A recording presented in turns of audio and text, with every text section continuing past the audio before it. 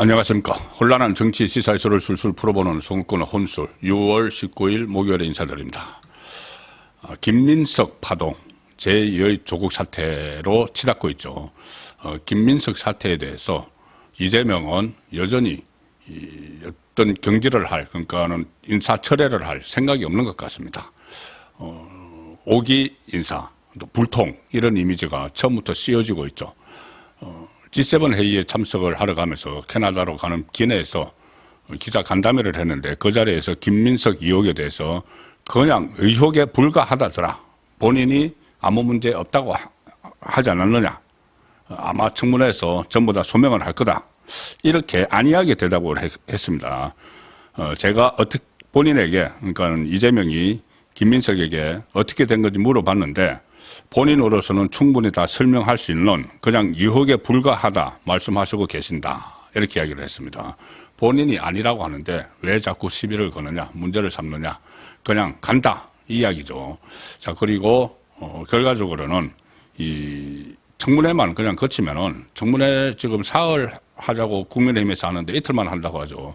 그 이틀 동안만 버티고 나면 그냥 그 청문 결과를 가지고 인준투표를 하죠. 국무총리는. 인준투표에서 과반수 되면 그냥 임명합니다. 지금 190명이 넘으니까 범여건이라고 하는 사람들이 바로 그대로 통과시키겠죠. 그리고 그것은 이미 이재명 쪽에서 지침이 내려간 듯 합니다. 지금 갑자기 민주당이 그동안 김민석을 좀 일부 비판하던 사람들도 전부 다 돌변해서 김민석 보호에 앞장서고 심지어 지금 김민석 재산 관련 문제 그리고 아파 찬스, 자녀들 관련 문제들을 계속 제기하고 있는 주진우 법률위원장에 대해서 역공을 취하면서 무슨 뭐 거기 재산이 얼마니 아들이 얼마를 가지고 있느니 하면서 메신저를 공격하는 자 이런 상황에 민주당이 총력을 기울이고 있습니다. 김민석 지키기에 올인을 하고 있는데 이재명의 지침에 따른 것이겠죠.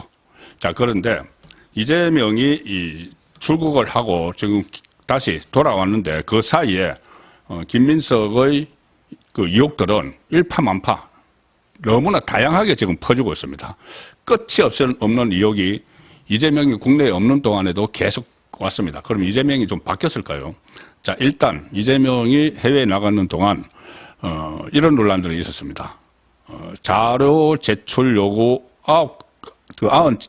97건의 자료 제출을 요구했는데 인사청문을 하려면 자료가 필요하죠. 그럼 자료를 제출하면 이제 그것을 답변을 보내야 되는데 거기에 대해서 답변이 온 게 딱 2건. 인사청문회가 불가능합니다. 이렇게 되면은. 그리고 지금 여러 가지 의혹 중에서 뭐 아들 문제도 있고 뭐 아빠 찬스 문제도 있고 국회 입법권을 이용해서 뭐 스펙이 활용했다는 이런 것도 있고 또 특히 돈 문제에 관련해서 김민석의 공식 수입이 세비 5억 원 수준이고 5년 동안 쓴 돈은 그런데 13억 원 그러니까 번 돈보다 8억 원을 더 썼다. 그렇게 하면서 재산 의혹이 제기가 될 때마다 김민석은 검찰이 표적 수사했다. 이렇게 지금 버티고 있고 또 최근 들어서 모친의 빌라 계약 또 계속 이상한 계약서가 써진 의혹들도 지금 터져나오고 있고 또 2020년에 정치자금 500만 원을 후원한 사람을 그 다음에 사급 보좌관으로 채용을 했다. 이것도 새롭게 드러났습니다. 이 사급 보좌관은 연봉이 한 7, 8천 되죠. 7, 8천이 되는데 과거에 보면은 이 보좌관들의 월급을 국회의원이 그 중에서 얼마를 그냥 가져가는 그런 사례도 과거에 있었습니다. 과거에 제가 그 사례들을 한번 취재를 해서 뭐 언론 중재위도 가고 재판도 받고 한 적이 있는데 어쨌든 그 보좌관들의 월급을 편법으로 가져가 버리는 그런 사례도 과거에는 있었죠.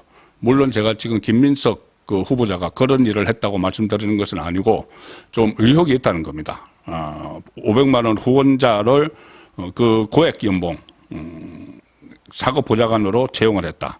뭐 전문성이 있는지 없는지는 모르겠지만은 주로 이렇게 보좌관 채용을 좀 그 다른 목적을 위해서 하는 경우도 있기 때문에 그 목적이 아닌가 이렇게 또 보입니다. 자 그런데 일단 김민석은 여기에 대해서 일일이 해명을 안 하고 있습니다. 해명할 거리가 없겠죠. 나중에 청문회에서 뭐 하겠다고 하는데 청문회는 이틀만 버티기 작전으로 올 것 같습니다. 모른다, 아니다. 그렇게 하면 어떤 뭐 국회의원들이 수사권이 있는 것도 아니고 그 이틀만 버티고 나면은 이 국무총리가 된다는 생각에서 오히려 본인이 낙마를 해야 된다는 이 정도 되면 낙마해야 된다는 좌파 내부의 그런 여론도 있죠. 그걸 잠재우기 위해서 인사청문회 준비는 뒷전이고 지지층 결집에 김민석은 나서 있습니다. 전공법을 포기를 했죠. 너무 많은 의혹들이 있기 때문에 이걸 포기를 하고 이 지지층의 여론으로 지금 넘어가려고 작정을 한 것 같습니다. 이틀만 버티면 된다. 그래서 일단은 여론이 이제 지지층은 호응을 받아야 되니까 김어준 거기 하기에 좌파들을 가장 많이 이용하는 게 김어준 포로죠. 김어준의 방송에 나가서 일방적으로 지지층을 향해서 막 메시지를 던집니다. 그럼 지지층들은 그게 진짜인 줄 알고 그냥 강성 지지층, 소위 말하는 개딸들 그냥 따라가죠. 그래서 이번에도 김어준 포로에 나가서 본인이 검찰이 표적수사 이야기를 계속했습니다. 그런데 그 중에 하나 검찰 표적수사했다는 것이 2002년에 SK로부터 자금 받은 거죠. 서울시장 선거 자금 받은 건데 2억 얼마 그냥 이 많은 건으로 현금 따발로 받았다는 겁니다. 거기에 대해서 말도 안 되는 해명을 하면서 그때 이 검찰이 표적 수사를 했다 자기를. 그런데 김민석은 제가 처음에 김민석이 국회에 등판할 때 그때 제가 국민회의 출입 기자였습니다. 김대중 총재의 국민회의 출입 기자였는데 그때 김대중 대통령이 이 김민석을 후계자로 키우기 위해서 스카웃을 했습니다. 그때 15대 총선 때. 그때 처음 국회에 들어왔죠. 그런데 2002년이면은 김대중 정부 시절입니다. 그런데 본인이 이 후계자로 스카우트했던 김민석에 대해서 표적 사정을 했다. 표적 수사를 했다. 말도 안 되는 변명을 하고 있죠. 그리고 이듬해 2003년 2월 25일에는 노무현 정부가 출범을 합니다. 역시 좌파 정부죠. 자, 노무현 정부에서 그러면 수사도 또 계속하고 재판을 해서 유죄가 나왔는데 대법원까지 확정 판결이 됐는데 그럼 법원까지 노무현의 검찰과 법원도 전부 다 표적 수사를 하고 재판했다. 이게 말이 안 되는 이야기죠. 자, 어쨌든 이렇게 이 지지층을 결집을 하기 위해서 여론을 그쪽으로 막 몰아가고 있는데 검찰이 표적을 수사를 했다. 그리고 국민의힘이 과도한 공격을 한다. 그래서 지금 민주당 안에서는 인사청문회법을 이참에 또 고쳐버리겠다. 어쨌든 숫자가 많으니까는 뭐든지 자기들 불리하면은 법을 고쳐버리겠다는 겁니다. 이제 인사청문회법 고쳐서 이런 말 못 나도록 하겠다는 이야기죠. 입을 막아버리겠다는 그 발상이 또 나오기 시작을 했습니다. 그러면 이런 것, 저희 꼭대기에는 이재명이 있죠. 인사권자니까. 그런데 이재명이 이런 수많은 국민들의 의혹 제기에도 불구하고 그냥 임명을 강행하려는 것 같습니다. 오늘 힌트가 대통령실 브리핑에서 나왔습니다. 사실상 그대로 임명한다는 거죠. 불통, 오기의 이제 결정판을 보여줄 텐데, 대통령실 대변인이 이렇게 이야기했습니다. 지금 내각 인사가 좀 늦어지고 있다. 장관들 인사가 늦어지고 있다. 이런 지적에 대해서 대통령실 대변인이 국무총리 국회 인준이 우선이다.